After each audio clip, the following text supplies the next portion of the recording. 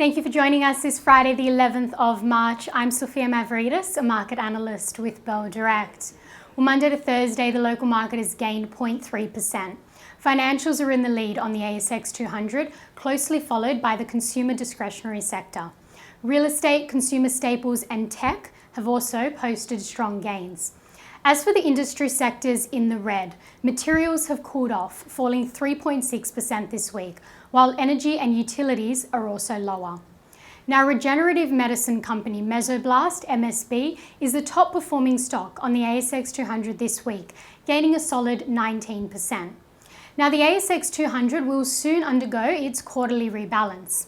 After the market closed last Friday, S&P Dow Jones indices announced the changes to be made at the next rebalance, which included Mesoblast being taken out of the ASX 200 on the 22nd of March. And gold miners made solid gains this week off the back of the rising gold price. The safe haven commodity was up around $2,000 an ounce before falling to around $1,996.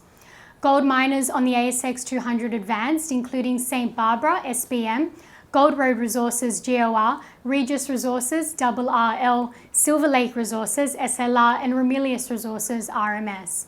And tech stocks, Tyro Payments, TYR, and WiseTech Global, WTC, are also higher. Meanwhile, nickel mines, NIC, has tumbled 24% this week. The stock's heavy losses are linked to speculation around Tsingshan Holding Group, a private equity company, which is the world's largest stainless steel producer and parent company of Shanghai Descent Investment, who are NIC's largest shareholder.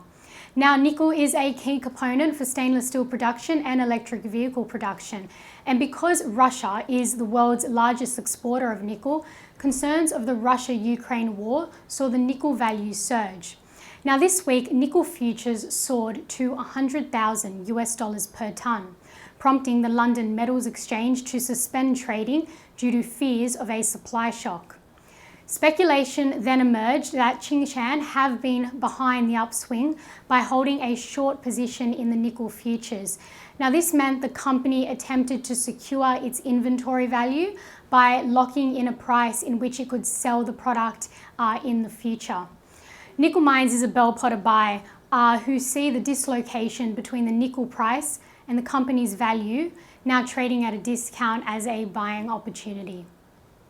Moving on, the most traded stocks by Bell Direct clients were Santos, STO, Nickel Mines, NIC, Seven Group Holdings, SVW, 29 Metals, 29N, Transurban Group, TCL, Lake Resources, LKE, and the Vanek Gold Miners ETF, that's GDX, as well as Orica, ORI. Now, clients also bought into Rio Tinto, RIO, while took profits from Northern Star Resources, NST.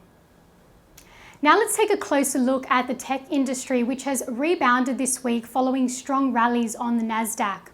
A key takeaway from reporting season for tech stocks were that structural trends and demand remain intact in the short term, while margins are expected to be negatively impacted by increased investment and wage pressure.